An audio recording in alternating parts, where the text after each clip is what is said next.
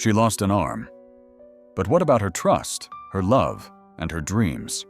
Ella Carter was a swimming star, racing towards a world championship in the cool waters of Ocean City. Then an accident changed everything. A boyfriend who abandoned her, a coach who turned his back, a shattered body, but an unconquered spirit. Now she's settling scores not just with her past, but with everyone who doubted her. Revenge of the Wave is the story of a woman rising from the ashes, becoming a beacon of hope to the world. If you want to answer those who stole your life, you first have to learn to breathe. Swim for Ella isn't just a swimming race. It's a manifesto of revenge. Now just listen, and then tell us, if it were you, would you forgive? The pre-dawn chill of the Ocean City Olympic Swimming Complex always greeted me like an old friend. At 5:30 a.m., the vast pool hall was mostly empty, bathed in the soft, artificial glow of overhead lights. Steam rose faintly from the perfectly still water, a ghostly promise of the day's grueling work. I'd stand at the edge of lane 4, my swim cap pulled tight, goggles perched on my forehead, and take a deep, cleansing breath. That first dive in, it was always pure magic. I moved through the water with effortless power, a blur of motion. Every stroke was precise, honed by years of relentless training. My form was textbook perfect. This was my sanctuary, my battlefield, my entire world. The water. It was more than just H2O. It was my second skin, my truest confidant. For years, every dawn broke with the scent of chlorine and the unwavering promise of a gold medal. Tokyo wasn't just a dream. It was a destiny, etched into every aching muscle, every pounding heartbeat. Edward, my coach, constantly told me I was the one. The future of American swimming, the next big thing. He'd push me to shave off milliseconds, and with every powerful push off the wall, every turn, I felt myself getting closer to that impossible perfection. His voice, always booming across the water, reminded me, "Discipline, Ella. Absolute discipline. You're the beacon of hope for the next Olympics." After my morning session, back in my small apartment, I'd pour a smoothie, still in my athletic gear. My phone lay on the counter, a schedule meticulously written in its notes app. Morning practice, 5:30, 7 o'clock a.m. Evening, 6 o'clock, 8 o'clock p.m. Above the sink, a small faded gold medal from a junior championship gleamed, a constant reminder of the path I was on. Later, at the public pool where I sometimes gave private lessons, I'd see the pure joy in the kids' eyes. There was this young girl, perhaps 10, with wide, eager eyes. I'd tell her, my voice soft but firm, that swimming, it's like escaping the world. You pull hard enough, fast enough, and there's nothing left behind you. Just the water, and you, and the future you're building. She'd kick, splashing happily, and I'd watch her, a genuine, easy smile on my face. That was the purest connection I had, a glimpse of the unburdened joy I once possessed. Back at the Olympic complex, during evening practice, my strokes were still powerful, but the atmosphere felt different. Eric, my boyfriend, would sometimes show up. He was handsome, but there was always a detached air about him. He'd sit in the bleachers, scrolling on his phone, occasionally offering a weak thumbs up. He was more spectator than supporter, an inconvenient truth I usually chose to ignore. Edward would still pace poolside, his stopwatch always in hand, pushing me. "Faster, Ella, you're losing hundredths. I'm getting gold with you." It was late, a Friday night. The rain was coming down in sheets. I was driving my compact car, utterly exhausted after another grueling evening practice. My phone rang, connecting to the car's Bluetooth. It was Eric. My patience was thin. We'd been arguing more lately. He couldn't seem to grasp the intensity of my life. I remember telling him I'd be late, that I'd just finished, but he'd countered with his usual complaint. "You're always late, Ella. Always practicing. I'm tired of eating alone. Don't you ever think about us?" My frustration boiled over. "I'm training for the Olympics, Eric. This is my life. Don't you get that?" He'd simply muttered, "Your life. Always your life." A sudden blinding flash of headlights pierced through the rain. A deafening horn blasted, shattering the tense silence in the car. A massive truck swerved violently directly into my lane. Time seemed to stretch, then snap. "Oh my God," I gasped, my voice thin with terror. The world spun, blurred, and then, mercifully, went black. The sterile, white room was a stark contrast to the vivid chaos of my last conscious moments. A relentless beeping from a heart monitor was the first sound I registered. Slowly, agonizingly, I opened my eyes. My vision was blurry at first, then sharpened, bringing into focus the distraught face of my mother, her eyes swollen and red from endless tears, clutching my hand so tightly it almost hurt. Eric stood awkwardly near the door, pale and haunted, utterly unable to meet my gaze. I tried to move my left arm, a desperate primal instinct, but there was nothing there, just a gaping void where my limb should have been.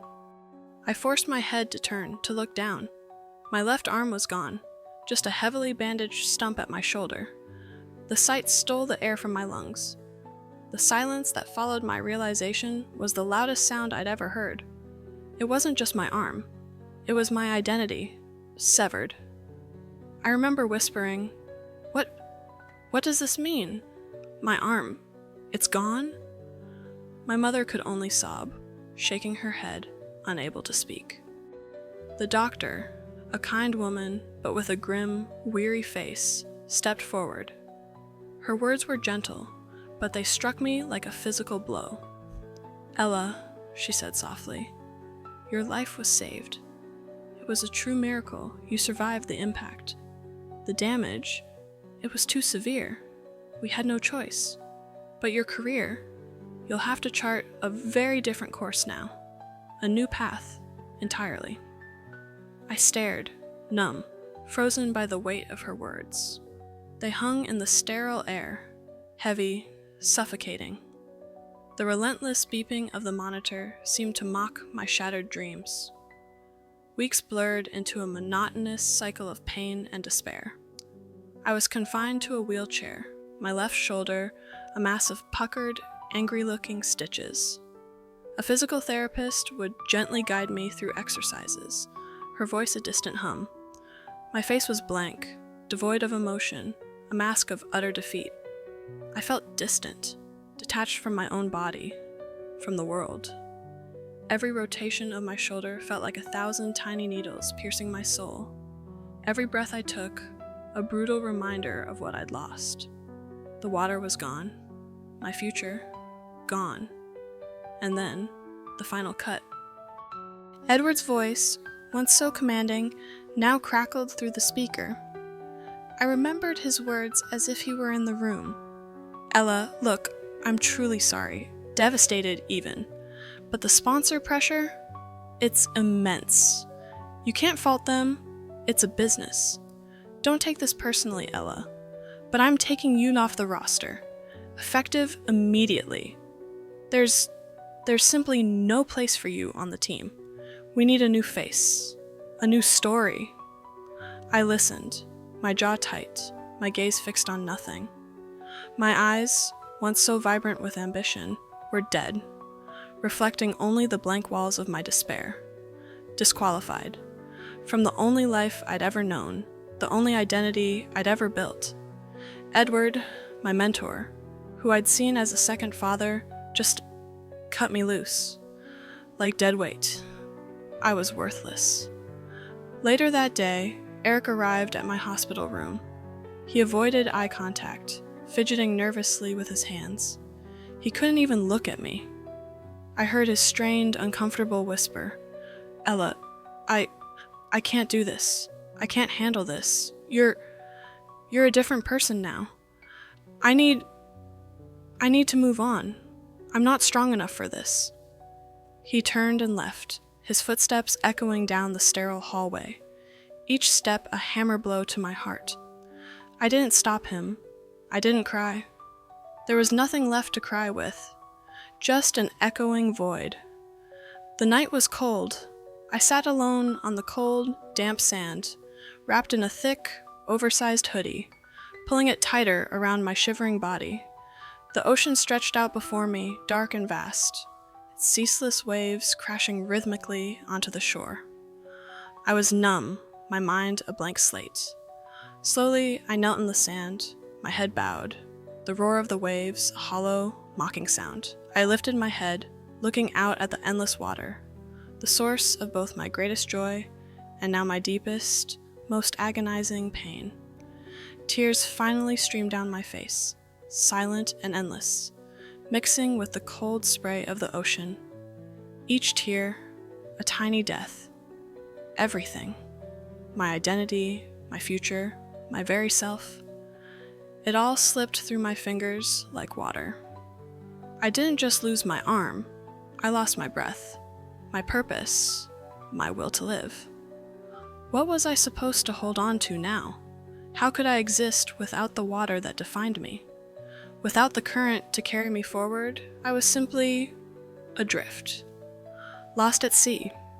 The cold embrace of the ocean felt strangely inviting, a merciful oblivion. Days later, or perhaps weeks, I was still stuck in that dark abyss.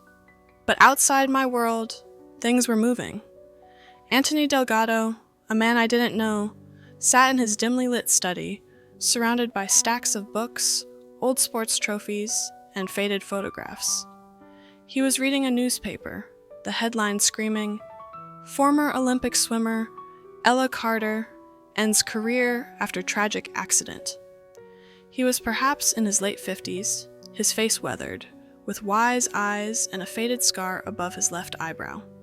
He walked with a slight limp, a silent testament to his own past battles. He picked up his phone, determined. He was calling Emmy, my childhood friend. He told Emmy, "This isn't over. Not for her." I didn't know it then, but a new wave was about to hit me. I sat in silence, staring blankly at the wall, the days blurring into one endless, monotonous stretch.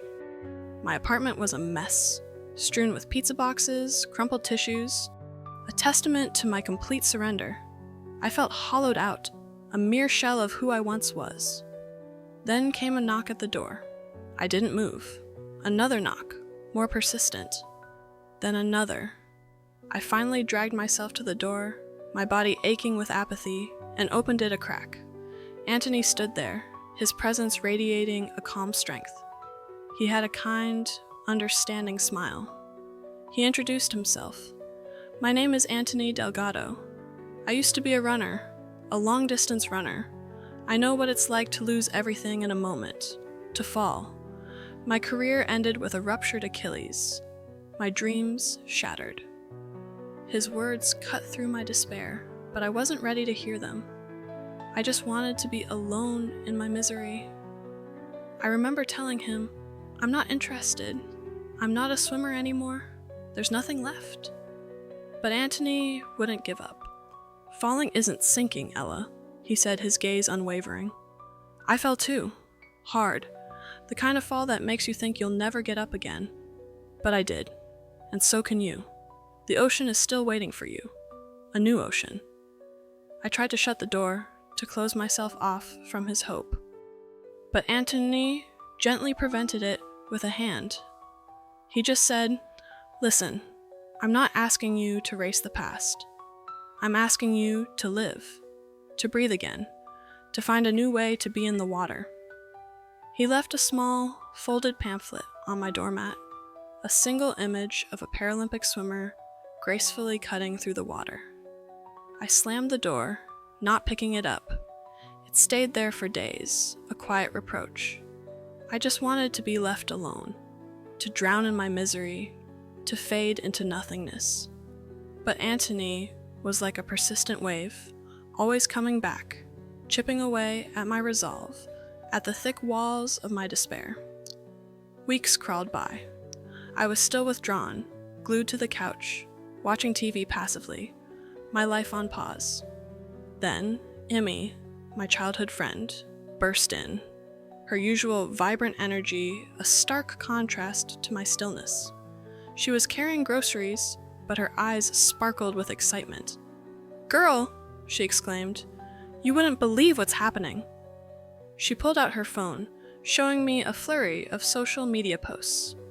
The hashtag #SwimForElla was trending. I watched, numb, as she scrolled. Then, a montage of videos played on Amy's phone. My breath caught in my throat.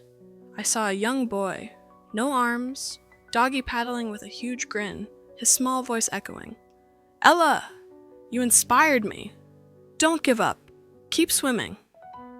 Then a girl with one arm, clumsily but determinedly swimming laps in a local pool, her earnest voice saying, "Ella, I learned to swim with one arm just like you. My mom says you're amazing. Please don't stop. You're our hero. We need you to keep swimming." A group of kids, some with visible disabilities, held up handmade signs. "We believe in you, Ella. Swim again." My eyes widened. A single tear, hot and defiant, tracked down my cheek. It was the first real emotion I'd shown in weeks, months. It was a crack in the ice around my heart. Their voices, those tiny, brave faces, they saw a hero, a symbol of hope, where I saw only a broken shell. They threw a lifeline into my dark abyss, a current pulling me back to the surface. Maybe there was something left. Maybe a different kind of strength. A new spark ignited within me. It wasn't the fiery ambition of old, but a quieter, more resilient flame. I was back at the rehabilitation center, undergoing intensive physical therapy. My muscles screamed, adapting to new strains, but my resolve was now steel. Anthony was always there, quietly watching, a steady presence, offering encouraging nods. He'd brought me a basic prosthetic arm, explaining it was for daily life, not for the water, reminding me the true work was in my remaining strength. We focused on core strength, on single arm technique, on resculpting my entire body for a new kind of power. He'd tell me, "The Paralympics are different, Ella. It's not just about speed anymore. It's about adaptation, about finding your new strength. It's about proving that the human spirit isn't broken by circumstance. Tokyo is calling, a new kind of challenge." I filled out the application for the Paralympic tryout camps. The long, grueling selection process for Tokyo began. Each session was a test of not just my body, but my will. I was back in the water, but this time, it felt entirely different. My old perfection was gone, replaced by an awkward, raw struggle. I was learning to swim with one arm, adapting my entire body to a new, asymmetric balance. It was painful, frustrating, a constant battle against my own muscle memory, but I pushed through. The water, once my sanctuary, was now a relentless teacher, demanding new forms, new rhythms, new definitions of strength. Every stroke was a struggle, a physical and mental battle against my own memory of perfection, against the ghost of the swimmer I used to be. My shoulders screamed, my back ached, adapting to the immense strain. It wasn't about grace anymore. It was about sheer, unadulterated power and pride. A new kind of pride. The camera focused tightly on my straining shoulder muscles.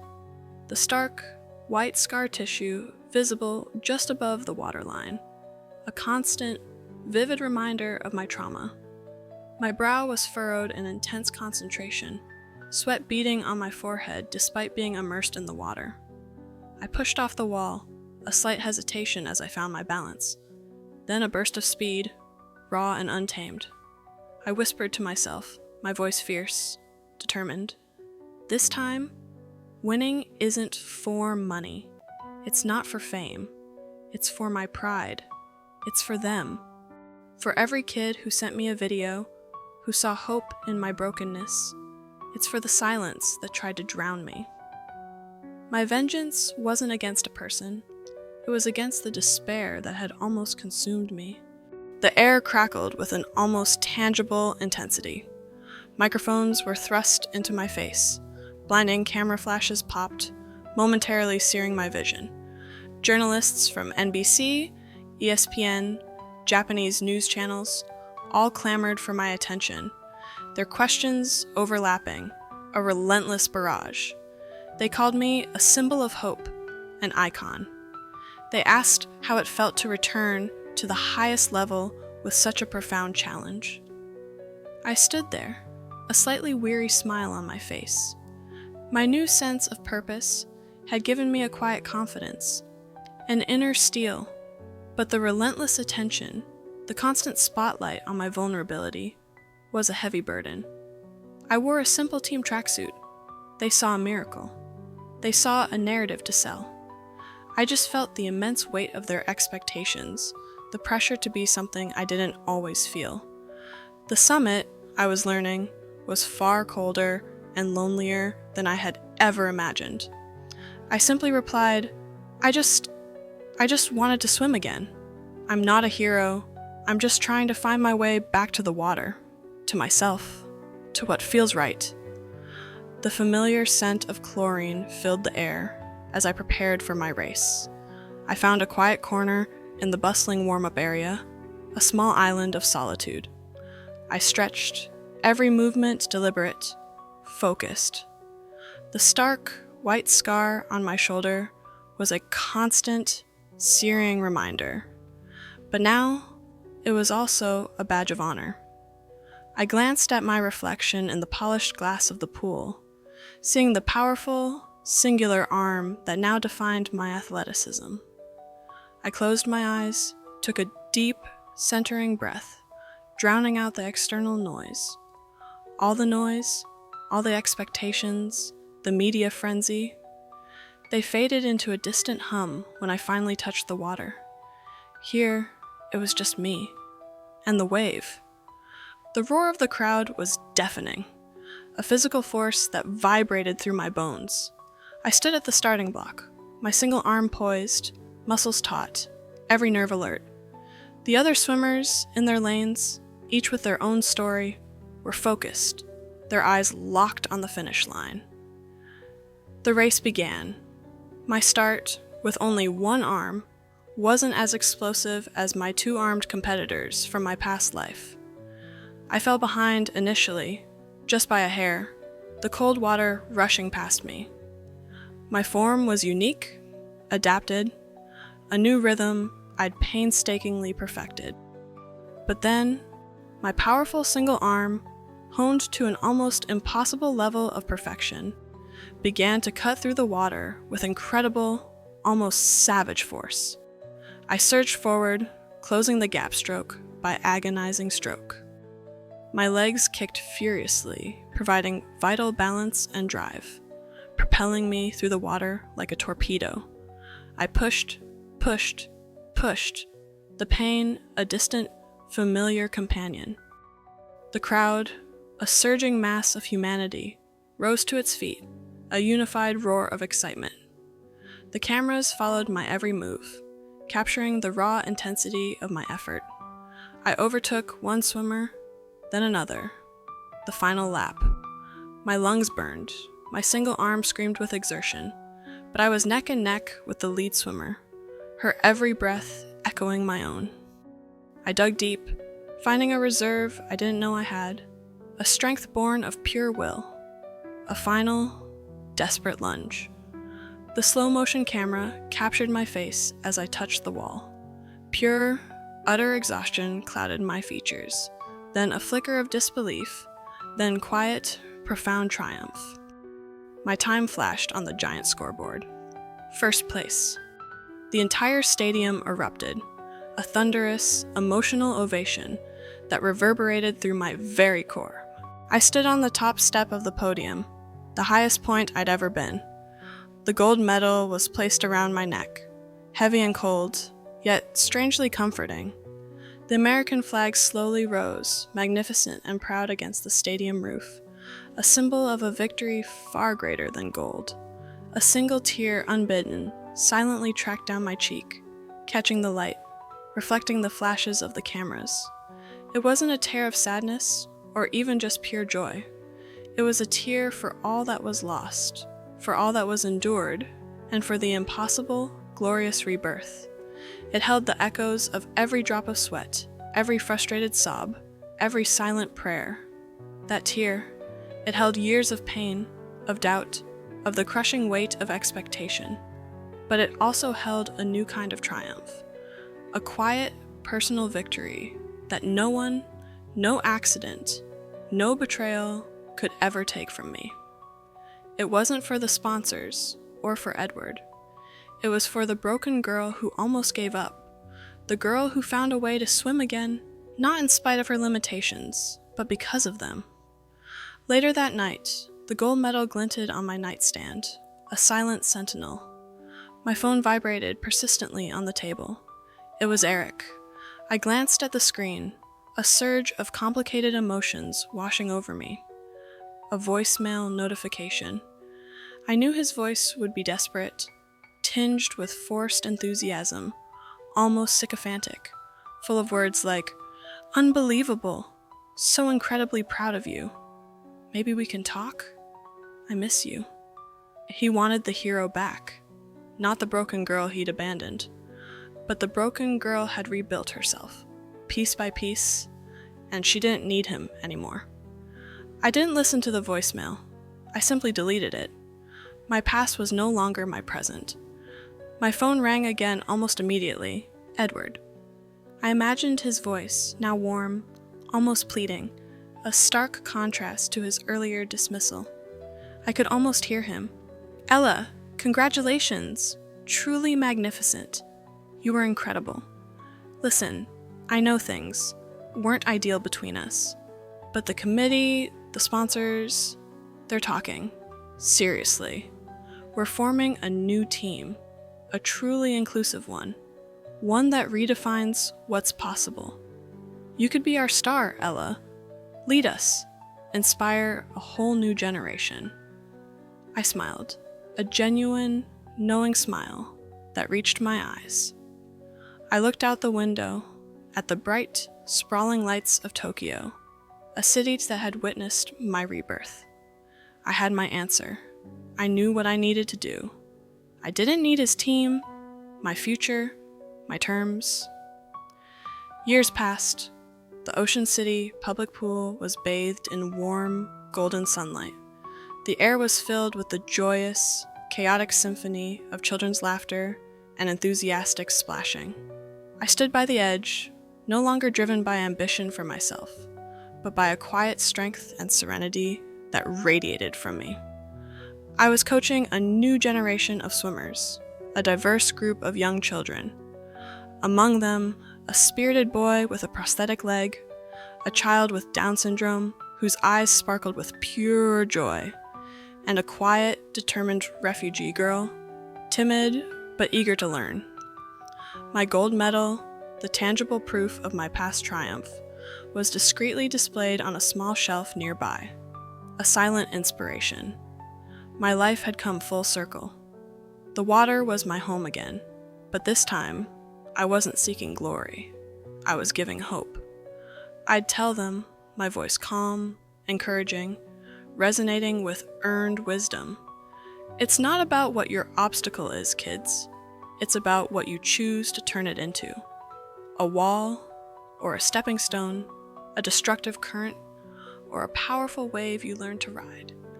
Every challenge is just a new way to swim.